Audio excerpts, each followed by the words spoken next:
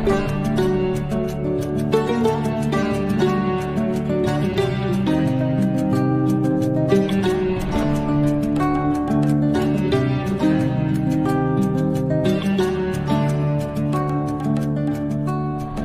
الله الرحمن الرحيم.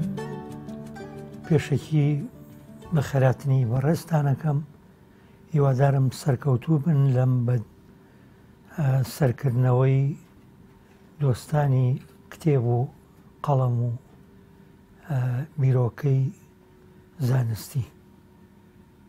ئاشنایەتی من ئەتوانم بڵێم لە سەرەتای یەکی ناوەندیەوە دەستی پێ کرد.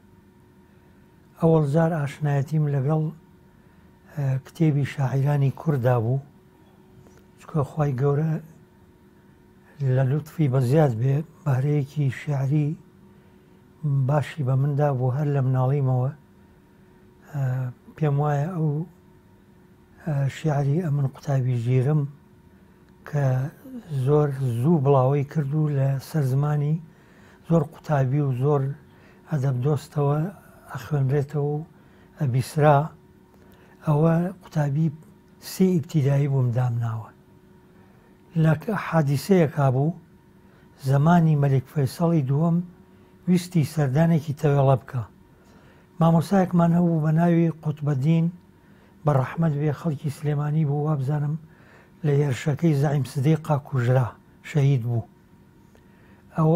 ئەو بەهرەیە لە منا بەدی کردوتی عوسمان مەلیکی ئەڕوا بۆوێ ئەو کاتە فێرقەی کەشافە هەبوو لە مەکتەبەکانە، منیان وەکو فێرقەی کەشافە دەستنیشان کردبوو، تەقریبەن پێشەوای تیپەکە بوو. هەر مناڵ بووینەم و جلی کەشافە درا و کاتە لەلایەن حکوومەتەوە. ئەو مامۆسایە تەمرینێکی باشی پێ کردین.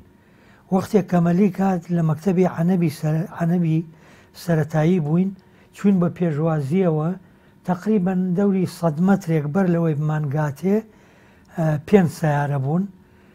مەلیک بوو، نووری سەعید بوو، وەسید بوو، وەسی عەبدولیلا بوو، کۆمەڵێک قائیدی گەورەی عێراق هەمووی لەگەڵیا بوون کە ئێمە ڕۆشتین بەو تەوازوعینە و لەو لادەیەوە هەمویان دابەزین.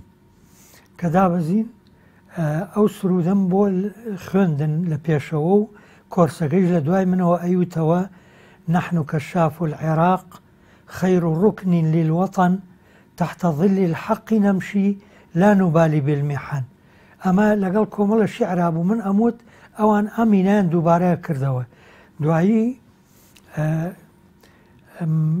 نووری سەعی یەکەیەکە ماچی کردین، مەلیک دەستیەنا بەسەرمانە. تاقێکمان دروست کرد بوو لە دارچەرداخی هین تووتنکردن، ئەگەر جەنابتان لەبیرتان مابێ، بە گوڵاڵەی بەهار ئەو کاتەینمان کردبوو. ڕازان بوومانەوە لە ژێر تاقەکەەوە هاتن و چوینە دەرگای مەکتەب. مدیرەکەمان مامۆستا ئەحمەی ڕەشێفەنی بوو. وتی هەڵەبجەیی بڵێن، وتی حەزەکەم زیارەتێکی مەکتەبەکەش ئەگەر بەڕێستان فرسەتتان هەیە بیکەن. ئەوانیش پێیان خۆش بوو کە هاتن سەیری مەکتەبەکەیان کرد. مەکتەبێکی متەواضیع و تا ڕادەیەک ئەو مامۆستا قوتبەدینە تەرتیبی جوانی کردبوو بە ڕەحمەت بێ. لەوێ مەلیک گەنجێکی جوان کلەی پێکەوتوو بوو، کاتە هەرزەکار بوو. وتی لای کردەوە بۆ وەسی، وتی ئەم مەکتەبە شمولی تەغزیەی دەرەجە ئوولای هینەکە بەغدا. ئیتر سوبحان الله بوو بە بەرەکەتێک بۆ ئەو 6 حەودەیە هەموو مانگێ سیارێک گەورە ئەو ساینیان پێوت ئەنتەرناشێکی گەورە پڕ ئەهات لە خواردنی چاک، ئەنواع وەشکاڵ نازەم دەوری سینەوە خواردنە هات لە جلوبەرگ بە هەموو ناوحێ بۆ کچان و کوڕان. ئیتر ئەو 5-6 دەیە هەتا ئینقلابی عەبدولکەریم قاسم ئەتوانم بڵێم نیوەی ئیستیفادەیان لەو مەکتەبەیە کرد. ئەوە سەرەتای هینی من بوو، ئاشنا بوون. جا شتێکی تر خاڵێکی تریژە بوو. باوکم بە ڕەحمەت بێ پیاوێکی زۆر شاعیر و هەڵکەوتوو بوو، مەلایەکی دینی بوو، شعری کوردایەتی بە قووەتی ئەوت. مەجلیسی زۆر ئەگرت بۆ ئەگیرا و منیش لێ وەکو ئاوگێڕێ وەکو چاگێڕێک لە خزمەتیان نبووم هەر لەوەشەوە عاشقی هین بووم مەجلیسی شێعر و هینی پیا و معقوڵ و هینی ئەدەب دۆستوانە. ئەوەڵ جار من لە کتێبی شێعرەوە دەستم پێ کرد بە هینکردنی یەکەم کتێب کە تقریبەن بە خزمەتی گەیم کتێبی هین بوو جوانی هەڵەبجە مامۆستا ساڵح حەجار بەڕەحمەت بێ شاعیرێکی هەڵەبجەی بوو معروف بوو هەتا جارێکیان شیعرێکی خوێندەوە لە مناسبەتی نەورۆزە ئەمەنە جوان تەقدیمی کرد من عاشقی ئەوە بووم فێری ئەوە بووم کە چۆن شیعر حەقی خۆی بیتێ لە تەقدیمکردنا و شەرم نەکەی و جۆرە هینێکی تیان نەنوێنی جوان بە سەراحەت بچیتە ناو مەوزوعەکەوە. دوای دەستم کرد بە خوێندنەوەی کتێبی تر یەکێ لەو کتێبانە زۆر سەرنجی ڕاکێشام کتێبی هین بوو تایەربەگی جاف. تایەربەگ شاعیرێکی زیاتر ئەتوانین بڵێن دڵداری وین بوو کتێبەکانی زۆر شیعرەکانی زۆر تەڕ و پاراو بوون. دوای بە خزمەتی کتێبەکانی تری نالی و مەحوی و ئەوانە گەشتم. اینجا دواتریشی تر ڕوون کردە کتێبی شیعری عەرەبیەکانیش کە وەختێ تۆزە زیرەک بووم لە عەرەبیا لە قۆناغی ئەخیری متەوەستەوە. ئەوەڵ جار عەرزم کردی هەر تەقریبەن شیعری عەشق و ئەوین و ئەو شتانەمانە خوێندەوە دواتر چوونە بابەتی ئەوانەی کە باسی کوردایەتی و شتی واکەن چونکە دەم و باسی شۆڕشی کورد و ئەو نەو عەشتانە دوای عەبدولکەریم قاسم سەری هەڵدا لەو حاڵەتانە وردە وردە بەرەو بواری سیاسی من زیاتر سەرنجی ڕاکێشامینەکان. یەکێ لەو شتانەش کە ئیسیفادەم لێ کرد دیوانی بێکەس بوو. بێکەس بڕێهینی هەبوو بۆ چوونی مافی کورد و ئەو نەو عەشتانە ئیتری ئەمە و کاتە ئەوانەیە کەوتە بەردەستمان. وەڵایی لەم دوایە تەقریبەن لە قۆناغی سێم تەوەستە ئیتر ئێمە ئەم ڕابوونی ئیسلامی وردە وردە لە هەڵەبجە سەری هەڵدا کە سەری هەڵدا قەدەری خواوە بوو ئێمە بەڵێ مناڵ بووین بەڵام بە جیلی یەکەمی ئەوی نەچووینە مەیدانەوە بە خزمەتی چەند کەسێ گەشتین بەڕەحمەت بە مامۆستا شێخ عەزیز پارەزانی مامۆستا مەلا عوسمان بەڕەحمەت بێ کە ئەتوانم بڵێم زۆر ئیسیفادەمان لە خزمەتی ئەو کرد و لە ڕێگەی مەکتەبەی مزگەوتی پاشا و ئەوانە و ئەو کتێبانەی کەوا پەیوەندی بە بەرە وەعی ئیسلامیەوە ڕۆشت ئەوانە زۆر کاریگەری تێکردین.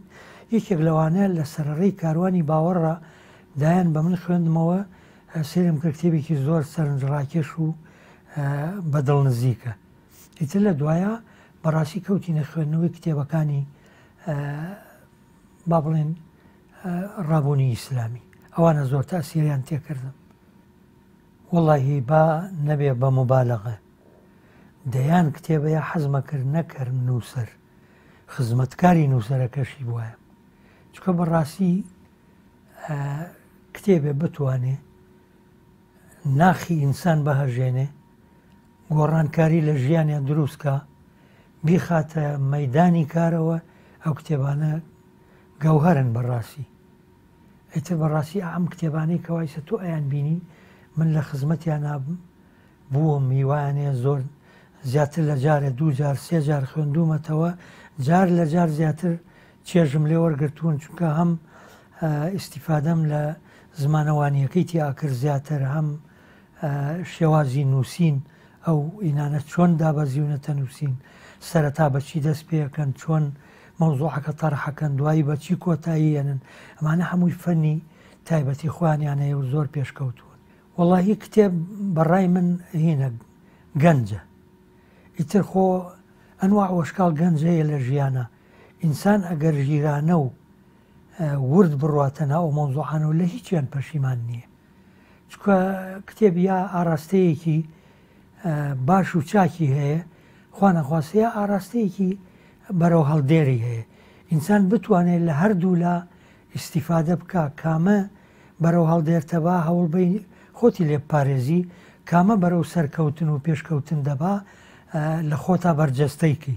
وەڵای ئەتوانم بڵێم تاکە کتێبێک کە زۆر ئیسیفادەم لێ کردبێ ژیانی پێغەمبەری ئازیز بوو هەر ئەوەی مامۆستا شارە زووری بەڕەحمەت بێ دواتر هەر کتێبێ لەبارەی پێغەمبەرەوە صلی الله عليه وسلم دەرچوو بێ من ئیستیفادەم لێ کردووە چونکە بەڕاستی من شاعیرێکم لە ڕووی مەدحی پێغەمبەرەوە صلی الله عليه وسلم ئەتوانم بڵێم زیاتر لە 50 تا 60 قەسیدەی هینم هەیە کە زۆربەیان دەیان جار لە مزگەوتەکان و لە شوێنان خوێندومنەتەوە ژیانی پێغەمبەر صلی الله عليه وسلم.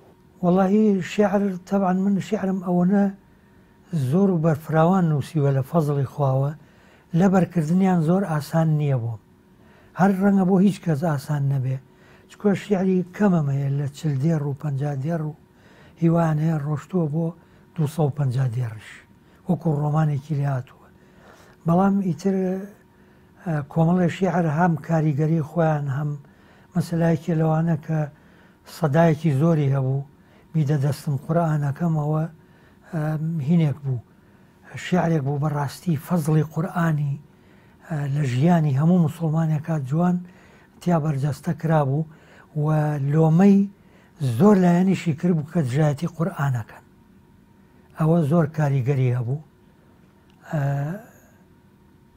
لەسەر پێغەمبەر صلی الله عليه وسلم کۆمەڵە شیعرم هەیە بەڕاستی زۆر کاریگەر بوون لە ناخی خۆشم و بیسەرانیشە ئەسەفێ بۆەوە بخوازم بەڕاستی ئینسانی خوێنەوار ئەوە نە مەنزەرەی جوانە لە خزمەتی کتێبا بێ و لە خزمەتی قەڵەما بێ پێم وایە بە حیچی ترەوە جوان نییە هەتا ئیسە مۆبایلە ئەم ئایپات و ئەم شتانە بوون بە خولیای ئەم عالەمە بەڕاستی کە جێگەی ئەوی نەتوانیوە بگرێتەوە هەم لە دیمەنیا هەم ڕەنگە تەفاهمی بەرفراوان و هینتر بێ لە مستەوایەکی عالەمیە بەڵام ئەو دروستکردنە ئەو چەکوشکاریەکەوە کتێب هینی خوێنەوارەکە هیچ شتێ نایکات پەلکێشێکە بۆ ئەوەی کەوا مەطلوب بێ لەبەرەوە زۆر زۆر بەداخەوەم ئێستا خوێندنەوەی کتێب بووە بەین بەس من سوپاس بۆخوا تەرکی خوێندنەوەم نەکردووە و تەرکی نووسینیشم نەکردووە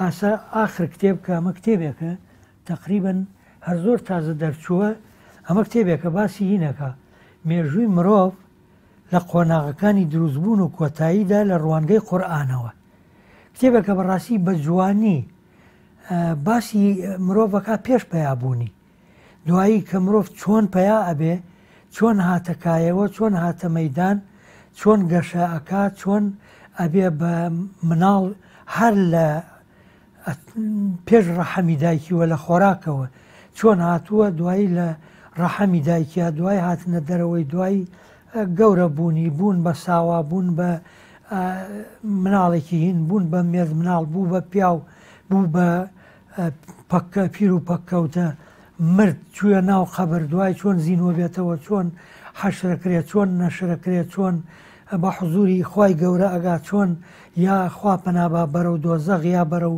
بەهەشت مەسیری ئەڕوا ژیانی ئەبەدی چۆنە یعنی کتێبێکە بەڕاستی من ئەتوانم کە خوێنمەوە بڵێم ئۆبدەیتی معلوماتی خوێندنەوەی 50 ساڵی منی هێنایەوە یادم کتێبێکیشە سادە و هین نووسراوە یعنی خۆ نییە بڵێم شەقل قەمەرێکی کردووە لەو کتێبانەی تران نییە اینجا بەڕاستی کتێب نەخوێنیتەوە ناگەی بە خزمەتی ئەو نووسەرانە من ناوی مامۆستا ناسری سوبحانیم بیست بوو بەڕەحمەت بێ لە دوورۆ خۆشمەویست بەڵام هەتا بە خزمەتی چەند کتێبێکی گەیشتم سێرەکەم بەڕاستی ئەمە قارەمانی وڵاتی ئێران بووە هینی مامۆستا ئیقباڵ کتێبەکانیم خوێندەوە لەم کاتی مامۆسایەتی وینما هەتاوەنە کاریگەری تێکردم یەکێ لە کتێبەکانی کە بە زمانی ئوردی شەرح کراوە خۆ من لە ئوردی تێناگەم بەڵام بە عەرەبیش تەرجمە کراوە من دەسمدایە ئەو کتێبە عەرەبیەکەم داڕشت بە شیعری کوردی شیعرەکانی مامۆستا ئیقباڵم کردووە بە شێوازێکی کوردی تەرحم کردوون یانی کتێب زەرەر ناکەی دائیمە لەگەڵ کتێبا بژیت